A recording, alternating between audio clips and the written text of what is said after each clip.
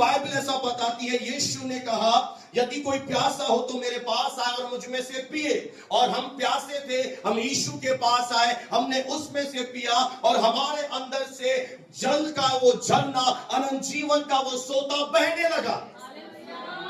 लोग हमारे जीवन से आशीष पा रहे थे, हम आनंदित जीवन जी रहे थे, हम शांति में चल रहे थे, हम बहुत बड़ी बड़ी गवाहियां लोगों को सुनाते थे। पर थोड़े समय के बाद क्या हो गया, हमने कुछ चीजों को पकड़ लिया, हमने लोगों की बातों पर अपना मन लगा लिया, हम अक्षमा करने लगे और ये झरना क्या हो गया, वो सोता क्या हो गया, वो बहता सोता थम गया और हम अंदर से अशुद्ध हो गए। कड़वाहट ने हमें कड़वा बना दिया। और आज सुबह के समय में आप सबसे सुनने वालों से कहना चाहता हूं, आप ये नहीं हैं। मैं और आप परमेश्वर के स्वरूप और समानता में रचे और बनाए गए हैं। परमेश्वर ने हमारी रचना एक आनंदित जीवन जीने के लिए की है। परमेश्वर ने मुझे और आपको स्वस्थ रहने के लिए बनाया है। परमेश्वर ने हमें सुरक्षित और भरपूरी से एक भरा हुआ जीवन जीने के लिए अपने बेटे यीशु मसीह में बुलाया है, ना कि गुस्से के साथ, कड़वाहट के साथ। मेरे प्रियो, ये कड़वाहट जो है, ये दरवाजे, खुले हुए दरवाजे की तरह है। ये हमेशा खटखटाती रहती है अंदर आने के लिए।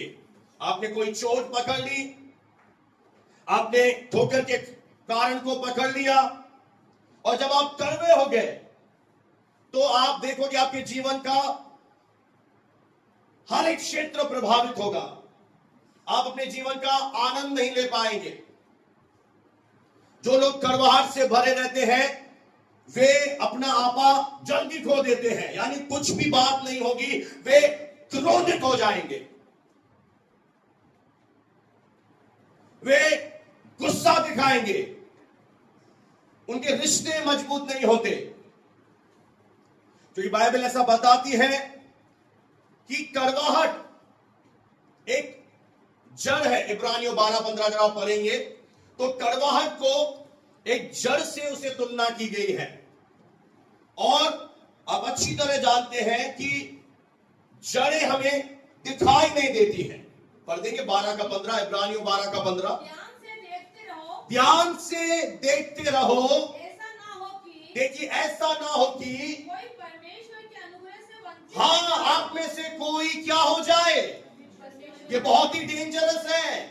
अगर हम अनुग्रह से वंचित हो गए तो हम उद्धार से वंचित हो जाएंगे, क्योंकि अनुग्रह से उद्धार है।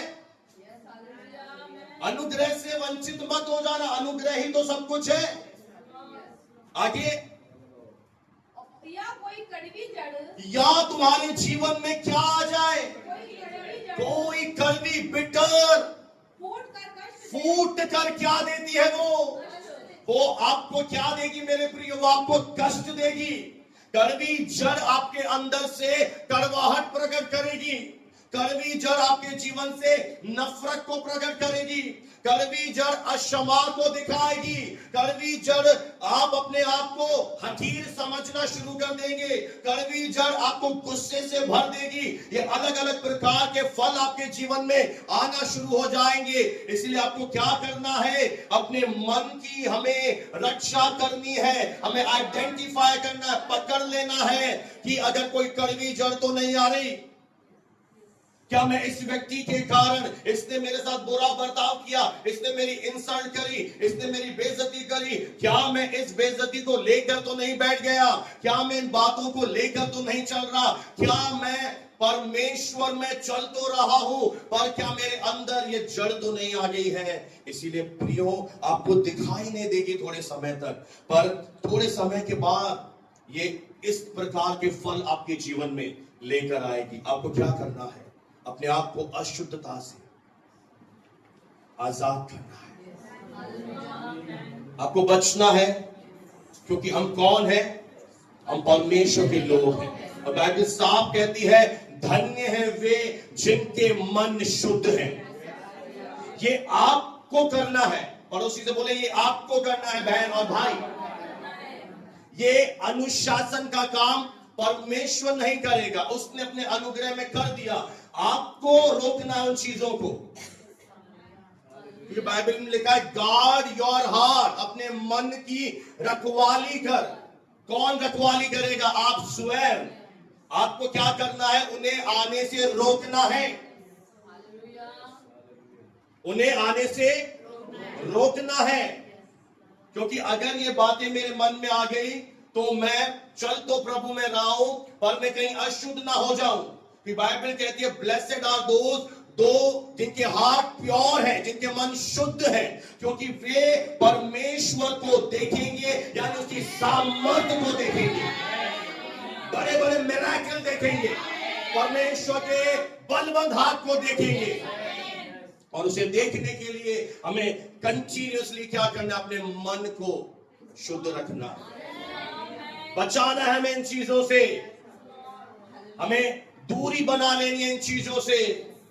आपको एक डिस्टेंस बनाना पड़ेगा, क्योंकि अगर मन के अंदर चली गई और आपने इनको सोचना शुरू कर दिया, आपने मेडिटेट करना शुरू कर दिया, इस व्यक्ति ने मेरे साथ ऐसा किया, मुझे प्रॉपर्टी में हिस्सा नहीं मिला, ये मुझे ऐसा क्यों बोल रहा है, ये मेरे साथ ऐसा ही क्यों करता है, देन आप क्या हो जाएंगे? आप शिकार हो जाएंगे। इसीलिए मेरे प्रियो, शैतान बहुत चालाक है और वो आपका कुछ नहीं बिगाड़ सकता। वो आपको ऐसे विचारों से भरना चाहता है, क्योंकि वो जानता है कि परमेश्वर आपके जीवन में तब काम नहीं कर पाएगा। पवित्र आत्मा आपको वो अनॉइंटिंग नहीं दे पाएगा, वो आनंद आपको नहीं देख पाओगे। अगर आप अपने जीवन को नोटिस करें तो आप देखेंगे, अगर आपके अंदर कड़वाहट आ गई है, आपकी ऊर्जा, आपकी एनर्जी, आपकी ताकत कम हो चुकी होगी, आप जल्दी थके हुए महसूस कर रहे होंगे, आपको बहुत अपने अंदर कमजोरी महसूस करेगी। और आप अपने जीवन को अगर देखेंगे अच्छी तरह से तो आप पाएंगे कि आप पहले बहुत खुश रहते थे, पर आज आप खुश नहीं हैं। इसका ये रीजन है कि आप कड़वाहट से भरे हैं। और आज आपको क्या करना है? इन्हें हटाना है। और कैसे? जड़ समेत। जड़ उखाड़नी है, बोलो आज जड़ी उखाड़ेंगे हम। केवल डाली से अगर हमने उसे हटा दिया तो जड़ फिर से फूट पड़ेगी। कोई तो बोले हालेलुया, प्रेज़ द लॉर्ड। इसलिए क्या करना है? कड़वी जड़ फूटेगी तो क्या करेगी? नष्ट कर देगी। नष्ट होना चाहते हो? नहीं। क्या होना चाहते हो? फ्री। हालेलुया। मैं आपको एक बहुत अच्छी चीज बताऊं, विश्वासघात बाहरी है, कड़वाहट अंदरूनी है। जो विश्वासघात हमारे साथ लोग करते हैं वो बाहरी होता है, पर उसका जो फल है कड़वाहट, वो अंदरूनी है। और पवित्र आत्मा को कोई दिक्कत नहीं है अगर कोई व्यक्ति आपके साथ बुरा कर रहा है, उसे कोई दिक्कत नहीं, उसे दिक्कत आपसे होगी। इसीलिए बाइबल कहती है परमेश्वर का मार्ग सकरा मार्ग है। जिसने आपके साथ बुरा किया, जिसने आपको गालियां बकी, जिसने आपकी बेइज्जती करी, पवित्र आत्मा को उससे दिक्कत नहीं है, क्योंकि उसके जीवन पर कुछ नहीं बिगड़ेगा, आपके जीवन पर चीजें बिगड़ेंगी। अगर आप बाइबल को ध्यान से पढ़ें तो आप अच्छी तरह जानते हैं कि एक बाप के दो बेटे थे और एक बेटा, छोटा बेटा कहां चला गया था? सारी संपत्ति को लेकर दूर देश में चला गया। मैं बड़ी स्टोरी को शॉर्ट करूं, उसने व्यभिचार में पैसे उड़ाए, अय्याशी में, और एक दिन वो आपे में आया। उसने क्या कहा? मैं स्वर्ग के परमेश्वर और अपने पिता के विरोध में पाप किया, अब मैं जाऊंगा। और जैसे उसने निर्णय लिया, उसका पिता उसे क्षमा मांगने से पहले ही भागा हुआ उसके पास गया, उसे गले से लगाया। हालेलुया। ये है, देखिए, परमेश्वर। अभी उसने माफी भी नहीं मांगी और पिता भाग कर गया। उसके बदबू आदमी कुछ नहीं देखा और क्या किया? उसको नए कपड़े पहनाए, उसको अंगूठी यानी अधिकार दिया, पांव में जूती पहनाई और बोला आज एक पार्टी रखी,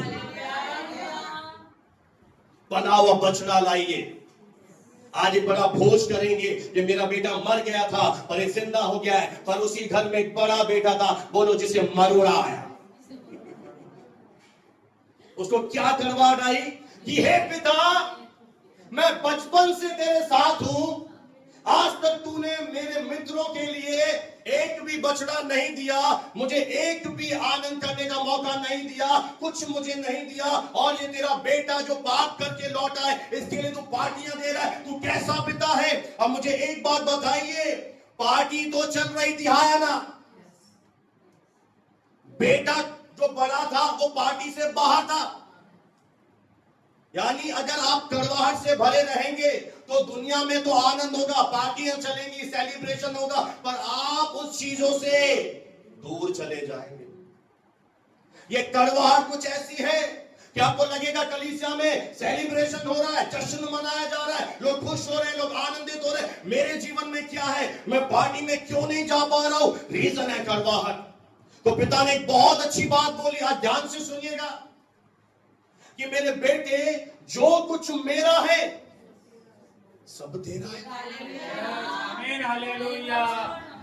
जो मेरा है वो तेरा है। तू जब चाहे पला हुआ बछड़ा काट, पार्टियां मना, सेलिब्रेट कर, क्योंकि मैं तुझे अपने बड़े प्रेम में ये दे चुका हूं। इसलिए कड़वाहट से भरने की कोई जरूरत नहीं है।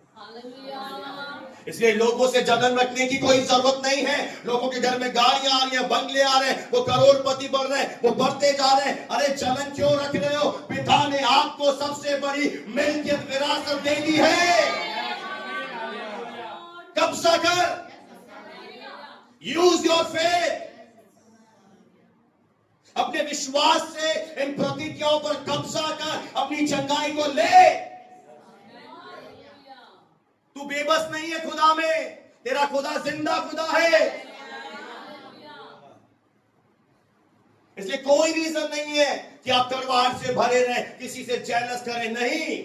हमें तो खुश होना चाहिए क्योंकि हमारे हिस्से में खुदा आया है, हमारे पास परमेश्वर है। जिसके पास खुदा है उसके पास सब कुछ है। अब विश्वास को इस्तेमाल कीजिए। अब फेथ का हाथ बढ़ाइए, और जो प्रभु से आपको चाहिए वो कह रहा पहले से तेरा ही है। अब ये मेरी बातें कई लोगों की खोपड़ी में नहीं जाती। वो बोलते तू सारा दिन बोलता है मेरा मेरा मेरा, है कहां? दिखाई नहीं दे रहा। तो ये तेरी प्रॉब्लम है, तुझे दिखाई नहीं दे रहा, क्योंकि आप बाइबल ढंग से नहीं पढ़ते। परमेश्वर ने अब्राहम को बेटा देने से पहले ये घोषणा कर दी, मैं तुझे जातियों का पिता बना दिया। अब्राहम कहता प्रभु एक भी बेटा दिखाई नहीं दे रहा। नहीं, परमेश्वर कह रहा है। इसलिए कड़वाहट से भरे रहने की जरूरत नहीं है। आज मैं जो भारत में बड़ी बड़ी मिनिस्ट्री को देखता हूं, मैं कड़वाहट से नहीं भरता, मैं और उनको ब्लेसिंग भेजता हूं, मैं और उनके लिए बढ़ोतरी के लिए प्रेयर करता हूं, और बीज बोता हूं मैं उनके मिनिस्ट्री में। पता है, क्योंकि हमें कड़वाहट से जरूरत ही नहीं है, क्योंकि परमेश्वर ने मुझे सब दे दिया है। अब आपको लेना सीखना है। Hallelujah, praise the Lord. Bible में एक स्त्री है नाओमी, वो अपने जीवन में बेहद एक ऐसे कठिन समय में से होकर गुजर रही थी, और उसका वजह वो थी, अगर आप रूत की पुस्तक को निकालें और उसका पहला अध्याय और पहली आयत को मेरे लिए और सबके लिए पढ़ दें। उन दिनों में न्यायी लोग उन दिनों में न्यायी लोग न्याय करते थे। उन दिनों में देश में अकाल पड़ा। उन दिनों में देश में अकाल पड़ा। तब यहूदा के बैतलहम का एक पुरुष, यहूदा के एक बैतलहम का एक पुरुष अपनी स्त्रियों दोनों पुत्रों के संग लेकर, उसने क्या किया जब अकाल पड़ा?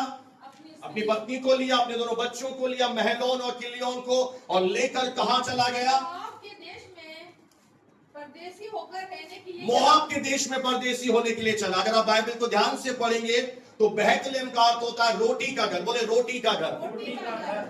बैतलहम का क्या मीनिंग है? रोटी का घर। जोर से बोल सकते हैं, रोटी का घर।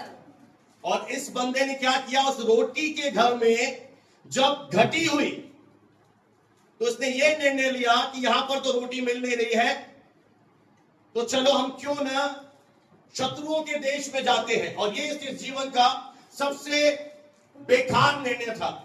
और जब इसने निर्णय लिया, थोड़े समय के बाद ये खुद अपने जीवन में से चला गया, और इसकी पत्नी ने दोनों बच्चों की शादी कराई, और दोनों पुत्र भी इस दुनिया से चले गए।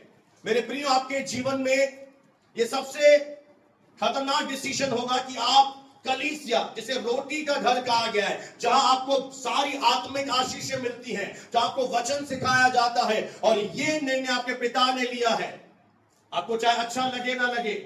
मैं आपसे एक बात बोलूं, आप संत प्रेमानंद जी महाराज को सर्च करना, मुझे जरूरी है ये बात बोलना। वो हिंदुओं के बहुत बड़े गुरु हैं और उनके पास बड़े बड़े क्रिकेटर, विराट कोहली, उनकी पत्नी, राजनेता के बड़े बड़े लोग, बॉलीवुड के बड़े बड़े लोग जाते हैं। और अगर आप उनके सत्संग को देखेंगे ना कि वे बड़े बड़े लोग कैसे जाते हैं, तो आपको कुछ ऐसा दिखेगा, यूं घुटने टेके हुए और उनके आगे दंडवत करते हैं और इतनी शिद्दत से सुनते हैं। जो सबसे गंदी बात कलीसिया में मुझे लगती है, क्या कोई जीवित परमेश्वर मिले हैं, और उनका कोई जीवित परमेश्वर नहीं है। उनको ज्ञान नहीं है कि गुरुओं के आगे पैर नहीं पड़ने, उनके परमेश्वर को दंडवत करना है।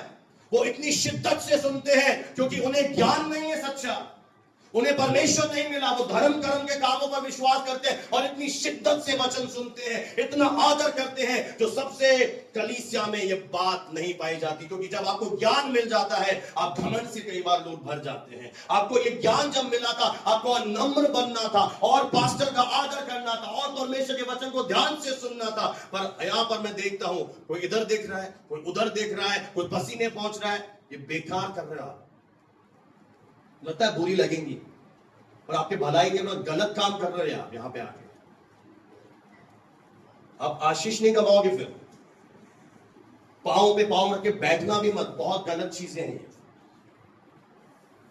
आप देखना आज जाके इस मीटिंग के बाद, जिनका परमेश्वर सच्चा नहीं है, पर वे लोग भूखे हैं, वचन के भूखे हैं, ज्ञान के। उन्हें पता है गुरु के द्वारा स्वर्ग मिलता है, उन्हें पता नहीं है।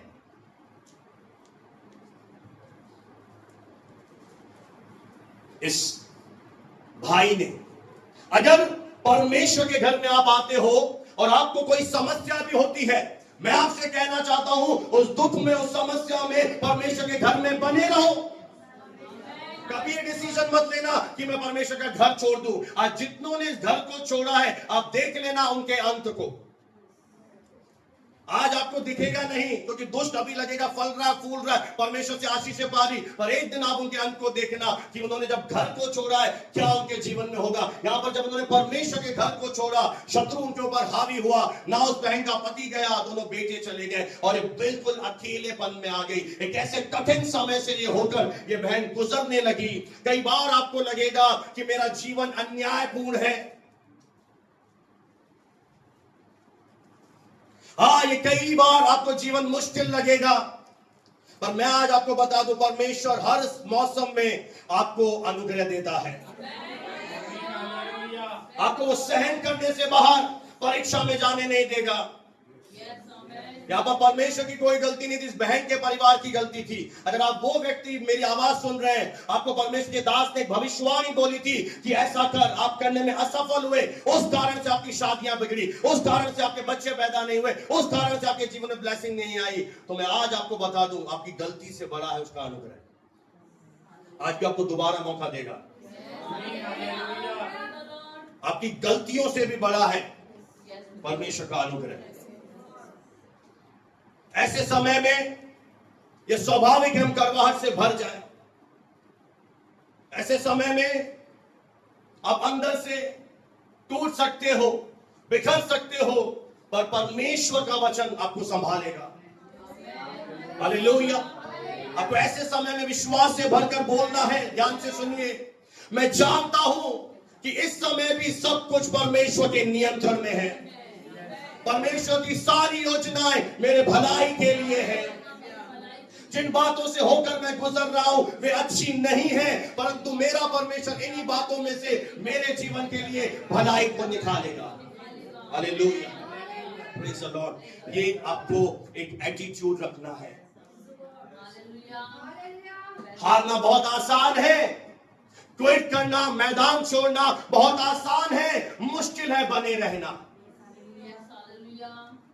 एक सेकंड नहीं लगेगा कि मैं क्विट कर रहा हूं, अब मेरे से सहन नहीं हो रहा, अब परिस्थितियां मेरी सहन से बाहर है। एक सेकंड भी नहीं लगेगा डिसीजन लेने में। पर मैं आपसे कह रहा हूं, परमेश्वर कहता है कि मेरा मन फिर तुझसे प्रसन्न नहीं होगा। मेरा धर्मी जन, मेरा बेटा, मेरी बेटी विश्वास से जीवित रहेंगे। आपको परमेश्वर ने इसलिए नहीं बुलाया कि आपको दिखाई देगा, आप खुश रहोगे तब आप परमेश्वर का धन्यवाद दोगे। नहीं, आपको हर मौसम में परमेश्वर की महिमा करनी है। Hallelujah, hallelujah.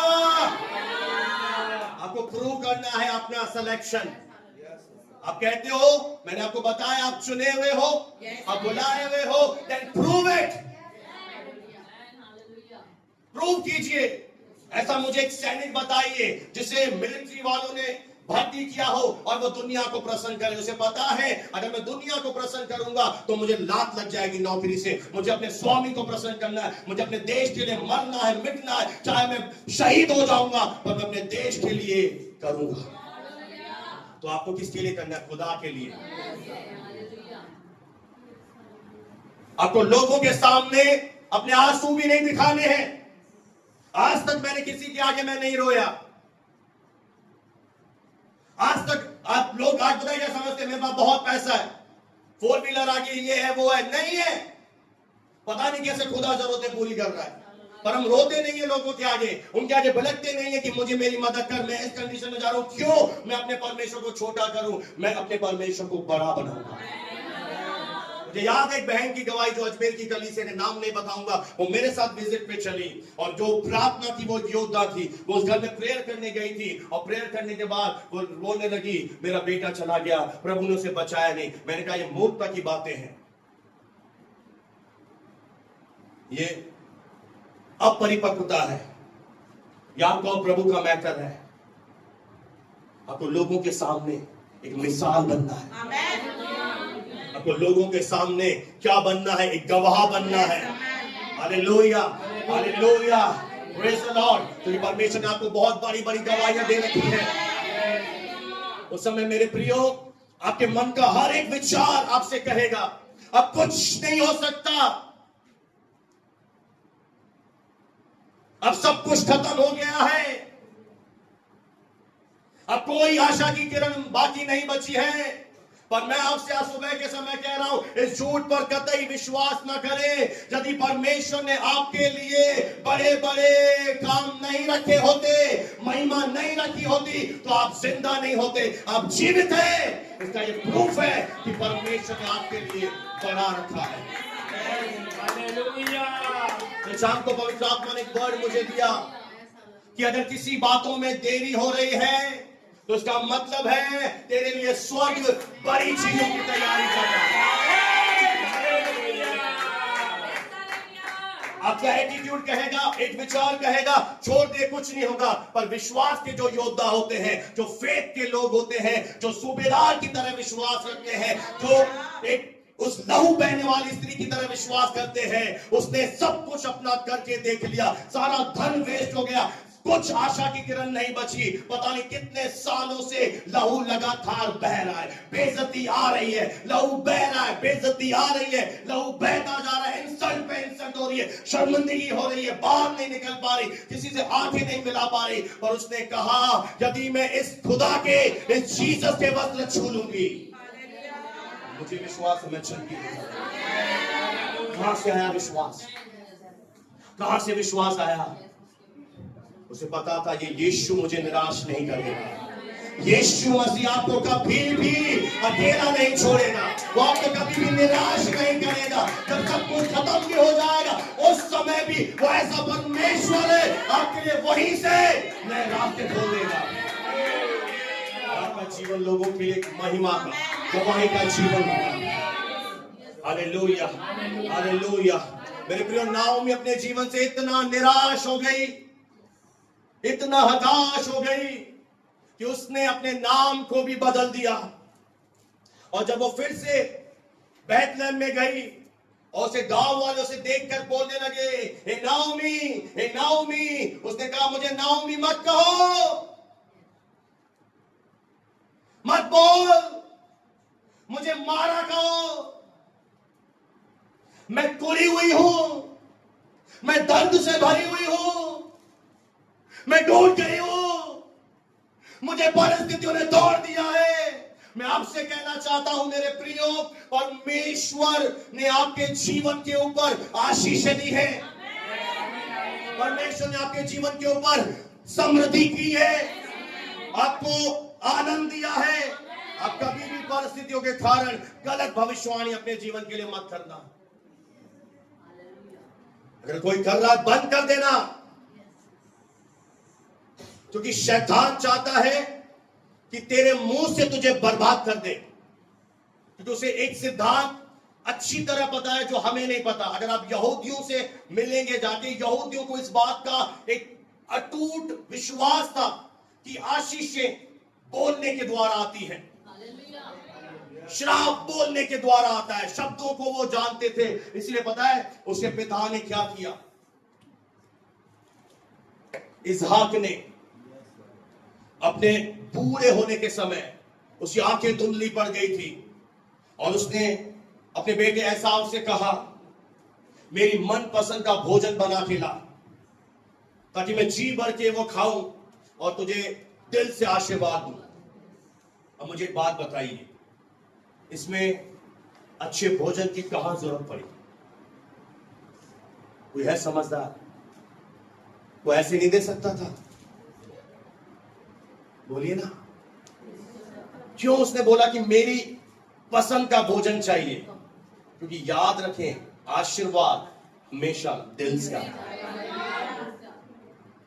वो उसका भोजन खाकर खुश होना चाहता था, और जब उसकी मां को यह मालूम पड़ा, उसकी मां ने पता है क्या किया? उसने बोला कि तू वेश बदल दे। उसने बोला, हे मां, मेरा पिता मुझे पहचान लेगा, क्योंकि मेरे भाई की क्या है, रोआर है। उसने छाती पर, हाथ पर बाल, उसने बोला बकरी के बाल लगा ले। उसने बकरी के बाल लगाए, उसके पिता के पास गया। उसके पिता ने कहा, इतनी जल्दी तुझे भोजन मिल गया? बोला, पिता, तेरे परमेश्वर ने इंतजाम कर दिया। झूठ बोला। और जब उसके पिता ने देखा कि इसकी आवाज तो याकूब सी है पर शरीर एसाव का है, उसे गड़बड़ लगी, पर वो देख नहीं पा रहा था, वो बूढ़ा था। उसने वो भोजन खाया, और भोजन खाकर अपने जी भर के उसे आशीर्वाद दिया। थोड़ी देर के बाद एसाव भी आ गया, उसने भी भोजन बनाया, अपने पिता के पास गया, बोला, पिताजी, मैं आपकी मनपसंद भोजन लाया हूं। उसने बोला, मैं भोजन खा चुका। और कौन आया था? उसे मालूम पड़ा, मेरा भाई धोखेबाज मेरा आशीर्वाद ले गया। उसने पिता से विनती की, पिता, मुझे भी आशीर्वाद दे दे। बोला, मैं अब तुझे आशीर्वाद नहीं दे सकता। मैं आपसे पूछना चाहता हूं कि दोबारा आशीर्वाद क्यों नहीं दे सकते? मैं फिर से कहूं, आशीर्वाद दिल से आता है। ये शब्द अंदर से निकलते हैं। एक बार उसने आशीर्वाद दे दिया, अब दोबारा उसका जब तक अंदर से नहीं निकलेगा, वो शब्द क्या है, वो शब्द काम नहीं करेंगे। इसीलिए जब आप अपने जीवन पर, जब शैतान आपको मरोड़ता है, जब परिस्थितियां विषम होती है और आपको लगता है सब कुछ खत्म हो गया, आप अपने दिल से अपने आप को कोसते हैं, मैं शहर छोड़कर चला जाऊंगा, मैं नौकरी छोड़ दूंगा, मैं मर जाऊंगा, मेरे ऊपर मौत आ जाए, मैं आत्महत्या कर लूंगा। और आप जब दिल से अपने आप को कोसते हैं, वो अपनी रणनीति में सफल हो जाता है, और वो शब्द आपके जीवन के ऊपर ठहर जाते हैं। इसलिए कभी भी नेवर अपने आप को कोसो मत। पड़ोसी से बोलो, अपने आप को कोसो मत। अपने आप को कभी मत कोसो, कभी अपने आप को कोसो मत। कोई भी इस दुनिया में ऐसा व्यक्ति हो, अगर वो ऐसे दुखों से जाएगा, वो तलवार से भरेगा। यदि आप हार या सफलता में गए हैं, इसका मतलब ये नहीं है कि अब आप अपने जीवन में चैन नहीं देखेंगे। ये संभव है कि इन चीजों के द्वारा परमेश्वर आपको एक बड़ी चैन में ले जाए। नाओमी कहने लगी, मैं भरी पूरी गई थी, मैं छूछी होकर लौटी हूं। पर परमेश्वर उस समय नाओमी से कह रहे होंगे, ये मेरा विश्वास है नाओमी, तूने आनंद के साथ अपनी दौड़ शुरू करी थी, तू आनंद के साथ अपनी दौड़ को पूरा भी करेगी। क्योंकि दौड़ को शुरू करवाने वाला आपका परमेश्वर है। उसने आपको आनंद के साथ शुरू करवाया था। आप जब प्रभु में आए थे, आप बहुत खुश थे। आपने जब बपतिस्मा लिया, आपने कहा मुझे पवित्र आत्मा मिला है, मेरा नया जन्म हुआ है। आप आनंदित होने लगे। पर थोड़े समय के बाद दुख और क्लेश आए, जब आपके जीवन में परीक्षाएं आई, आपका हो सकता है विश्वास ठंडा पड़ गया, आपका धन्यवाद चला गया, आपकी आवाज कम पड़ गई, आपकी प्रार्थना में ताकत नहीं है, आप चिल्ला चिल्ला के दुआ करते थे, अब आप धीरे धीरे करते हैं। और प्रभु आपसे कह रहा है, मेरी बेटी, ये दौड़ मैंने शुरू करवाई थी, आनंद से पूरी भी मैं करवाऊंगा। Hallelujah, hallelujah. अपने ऊपर दया कीजिए और कभी भी परिस्थितियों के कारण अपने आप को कोसिए मत। अपने बच्चों को मत कोसिए। मैं ऐसी माओं को जानता हूं जिनके छोटे बच्चे बहुत बीमार रहते हैं और डॉक्टर को दिखाने के बाद भी, प्रार्थना के बाद भी, सब कुछ करने के बाद भी वो चंगे नहीं होते। ऐसी माएं बोलती हैं, परमेश्वर उठा ले। और आज ऐसे बच्चे सच में उठ गए।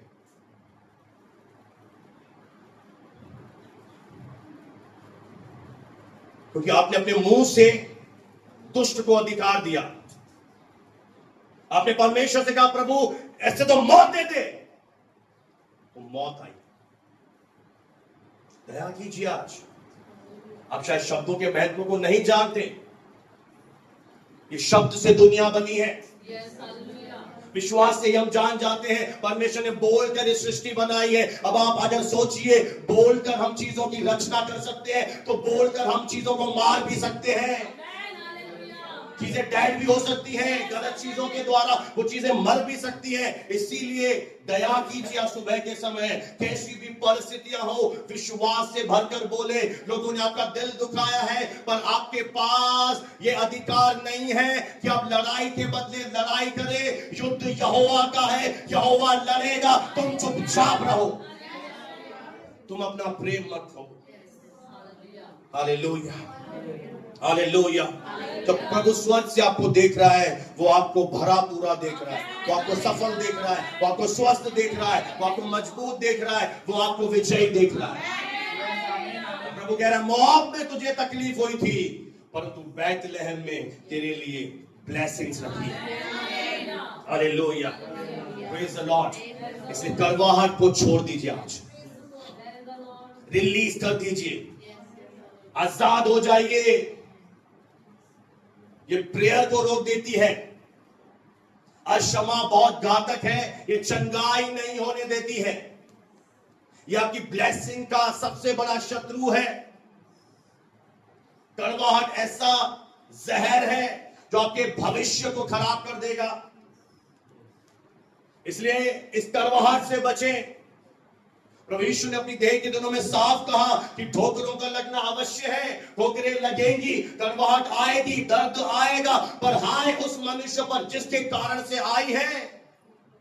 श्रापित है वो जिसने तुझे ठोकर खिलाई है। पर तू आप अपना बदला मत ले, तो अपने आप को खड़वा मत कर। यदि आप निर्गमन की पुस्तक में चले जाएंगे तो आपको वहां पे मालूम पड़ेगा। 15 अध्याय को पढ़ दीजिए, निर्गमन की पुस्तक 15वां अध्याय और 22 से लेकर 25 तक जब आप पढ़ेंगे, आपको बहुत ही खूबसूरत आंसर मैं वहां पे देना चाहता हूं। निर्गमन 15, 22 से 25। तब मूसा मूसा क्या कर रहा है? इस्राएलियों की अगुवाई कर रहा है, जैसे मैं आपको प्रभु में आगे बढ़ा रहा हूं। हालेलुया, आमीन। मैं निर्गमन सबसे दूसरी पुस्तक है, सेकंड नंबर है, निर्गमन 15-22 पढ़ दीजिए। हाँ, इस्राएल को लाल समुद्र से आगे ले गया। आगे और वे सूर नामक जंगल में आए। वो सूर नामक जंगल में आए। और जंगल में जाते हुए 3 दिन तक। जंगल में जाते हुए 3 दिन तक पानी का शोधा ना मिला। अब उन्हें 3 दिन तक क्या नहीं मिला? मतलब पानी का कोई। अब ये बंदे मजा आ रहा है क्या? 3 दिन तक तो ऐसी भीषण गर्मी में आपको क्या नहीं मिल रहा? अब बोलो, जो मैं प्रभु में नहीं था, मैं तो नदियों में नहाता था भाई, मेरे घर में तो बिस्लरी थी। अब क्या हो गया? ये मेरा अनुभव है। पहले महंगे महंगे कपड़े पहनता था, प्रभु में जैसे दुकान बन गया 150 की शर्ट है, ये सोच ही नहीं रहा ना। और किसी को बताया थोड़ी, अभी आपको बता रहा हूं केवल। 3 दिन तक उन्हें, पानी का शोषण। और उन्हें लेकर कौन चल रहा है? मूसा, जो परमेश्वर। अरे पार्वती ने कहा, अरे अगुआ बदलो रजनी बहन, क्या इसके पीछे पड़ी है, दे जा रही है गिफ्टे पे गिफ्टे, हटा इसको। ऐसे के पीछे चल जो पानी की नदियां बहा देता है, स्वर्ग खोल देता है। हाँ? ये स्वाभाविक है। तो राजू का हाँ सही दीजिए, सही दीजिए, कुछ को नहीं विधानी चले हरे।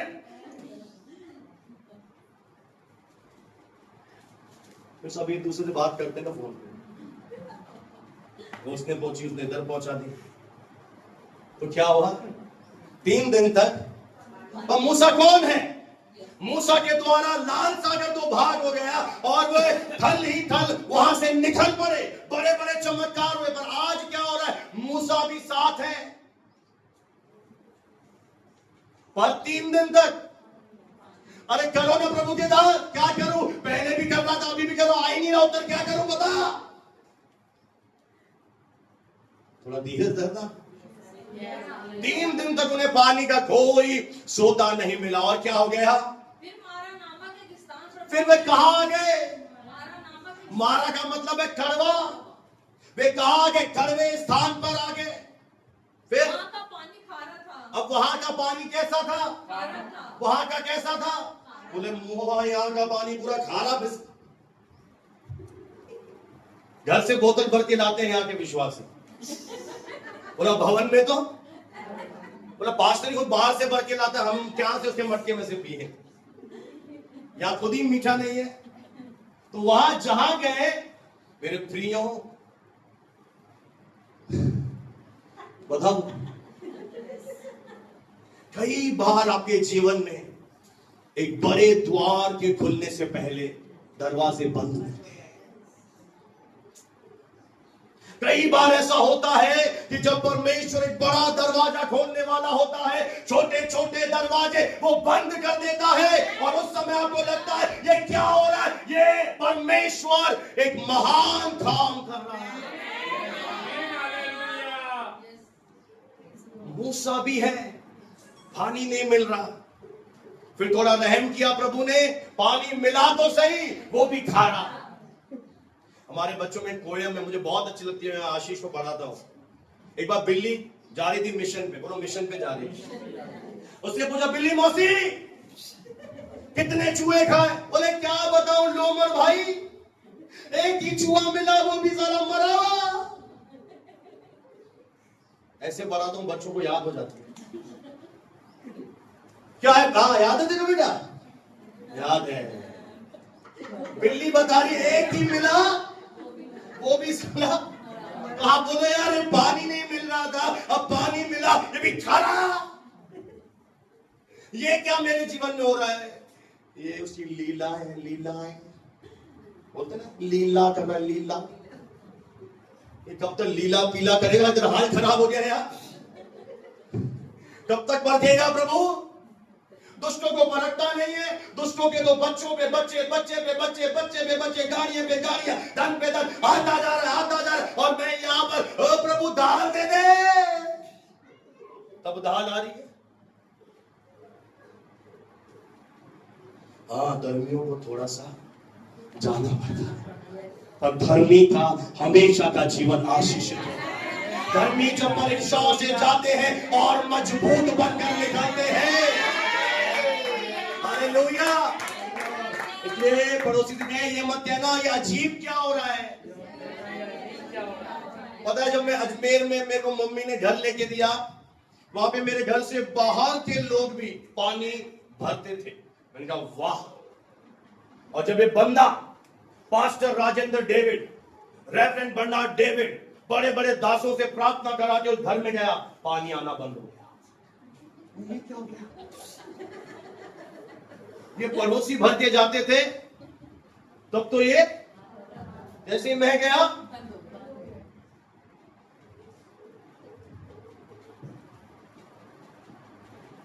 लगभग 2 साल तक मैंने बाहर से पानी भरा। हंस रही है बेटा? ऐसे थोड़े बड़े बनते हैं। 1 घंटा पूरी बाल्टियां बार बार किए तो मैडम सो रही थी, और मैं टैंक फुल करता था, क्या करूं। फिर बाहर से जब पानी भरते थे, सीवरेज वाले आ गए, इतना बड़ा खड्डा कर दिया, अरे जाऊं कैसे मुए, पीने की बाल्टी तो चाहिए। ऐसे ऐसे दर्द। रात को उपवास प्रार्थना हुई, मेरा विश्वास था आज पूरी रात प्रार्थना करिए। भारतीय बहन सुबह जाते ही पानी यूं आ रहा,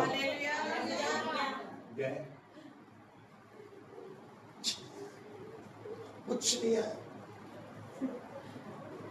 ऐसी ऐसी परिस्थितियों में प्रभु लेकर गया। और एक दिन मैडम को बर्तन धोते समय दर्शन आया, बोला बहुत पानी आ। Hallelujah, hallelujah. अगर आप वो व्यक्ति हैं तो आश्चर्यचकित मत होना, प्रभु आपको तरीके से बना रहा है। प्रभु आपको फुर्सत से बनाकर ऐसा बना के तैयार करेगा कि आप लोगों के लिए आशीष का कारण बन जाए। हालेलुया। अब सोचिए, मूसा है, पानी नहीं मिल रहा, फिर मिल रहा है, खाना मिल रहा है, पर आगे क्या हुआ? आगे क्या हुआ बहन? अब क्या कर रहे हैं उस पानी को? वे इतना खारा, इतना टीडीएस भरा हुआ है उसका पानी का कि वो पी ना सके। और फिर क्या हुआ? उस स्थान का नाम पड़ा खरवा। और हाँ, अब देखिए किस पे चढ़ाए। ऐसे करो मेरे ऊपर, घर जाकर क्या करते, सामने बोलो ना। किसके विरुद्ध चढ़ाए? दास के ऊपर चढ़ाए। किसके विरुद्ध? दास के विरुद्ध क्या करने लगे? बकबक, गलत चीजें बोलने लगे। अरे मूसा की क्या गलती भाई? मूसा भी तुम्हारे समान है। फिर मूसा ने क्या किया? हम क्या पिए मूसा? तब परमेश्वर के दास ने क्या किया? परमेश्वर के दास ने हाथ उठाए और यहोवा को दुहाई दी। और यहोवा परमेश्वर ने उसको एक पौधा बतला। परमेश्वर ने क्या बता दिया? बोला ये पौधा ले ले, इस पौधे को जब तू पानी में डाल देगा ये पानी मीठा हो जाएगा। और वो पौधा कौन है? वो यीशु मसीह है जो तुम्हारे कड़वे अनुभव को, तो बोले हालेलुया, मीठा बना देगा। वो पौधा जब तेरे जीवन में आएगा, वो यीशु जब तेरे जीवन में अपनी महिमा को प्रकट करेगा, तेरे सारे दुखों को वो दूर कर देगा, तेरे आपके हर एक आंसू को पहुंचेगा और तुझे जमाने के लिए शर्मिंदगी के कारण नहीं, एक आशीष का कारण बना देगा। Hallelujah, hallelujah. पता है नाओमी ने क्या किया? वो कड़वाहट को दूर करके अब अपनी बहू का साथ देने लगी और उसे कहा एक खेत में चली जा। और वहां जब खेत में गई, उसे एक अपना रिश्तेदार मिला, बोअज। और परमेश्वर ने बोअज के मन को खोल दिया और रूत के ऊपर ऐसा अनुग्रह आया कि रूत उसे पसंद आई और बोअज और रूत ने शादी कर ली। और जब उनका विवाह हुआ, उनको परमेश्वर ने एक बेटे की आशीष से नवाजा। हालेलुया। तो नाओमी के स्वप्न खत्म हो चुके थे, तो नाओमी का जीवन मर चुका था, पूरे गांव में ये बातें फैल गई, सब बोलने लगे नाओमी को एक बेटा हुआ है, नाओमी को एक बेटा हुआ है, नाओमी को एक बेटा हुआ है। अचानक से नाओमी के जीवन में सारे स्वप्न फिर से जाग गए, नाओमी का जीवन आनंद से भर गया, परमेश्वर ने अंधकार को मिटा दिया। हालेलुया। आज प्रभु यीशु मसीह आपसे कह रहे हैं, मेरी ब्लेसिंग है, मेरी आशीषें तेरी तलवार पर हावी हो जाएगी। मेरा अनुग्रह तेरे हर एक दर्द को दूर कर देगा। तेरी जितनी भी खुशियां शैतान ने चुरा ली है, तेरा जितना भी समय शत्रु ने चुरा लिया है, मेरे बेटे मेरी बेटी, मैं उसे तुझे फिर से लौटा कर दूंगा।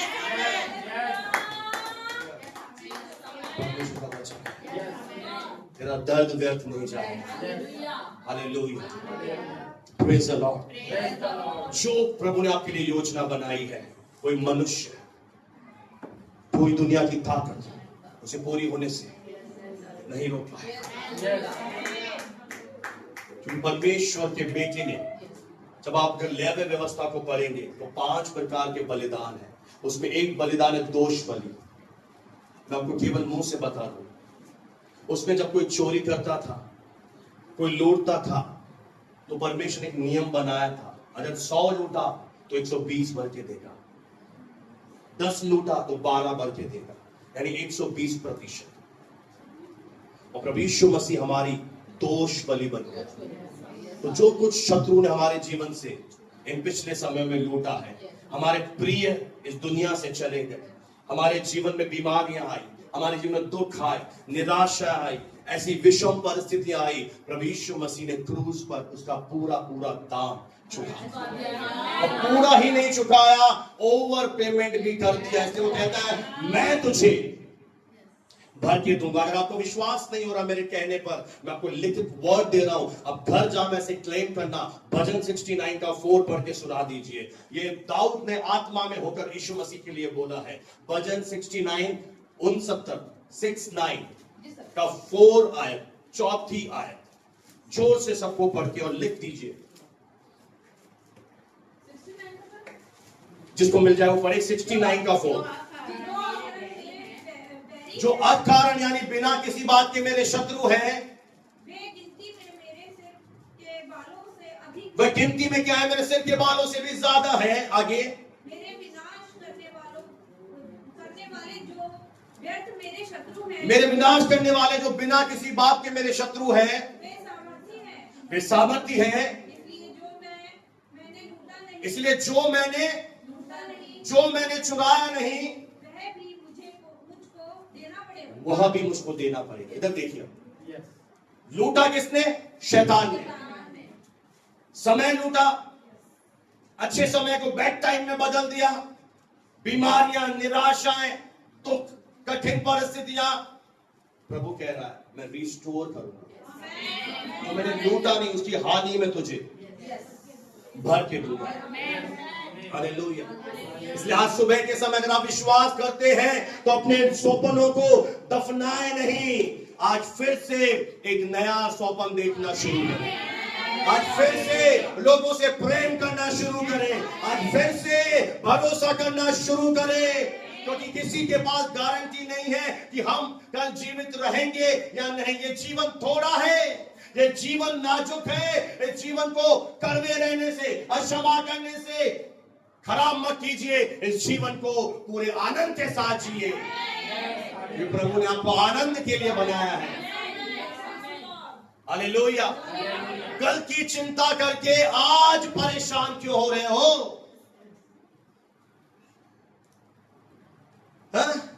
कल किसने देखा है? इसलिए आज आनंदित हो जाओ। कल की चिंता अपने आप कर लेगा। ये जीवन वाकई में बूंदों के समान है, घास के समान है। आप देखेंगे कई साल हमने उदास रह के खराब कर दिए। अरे आओ आज एक बड़े सेलिब्रेशन में चले जाएं। एग्रीड है? या जब तक आपने ठान लिया मिलेगा नहीं, तब तक मरोड़ा जाएगा नहीं। मैं कई लोगों को देखता हूं जिनको सेवा दे दो, वचन ही नहीं बढ़ पा रहे।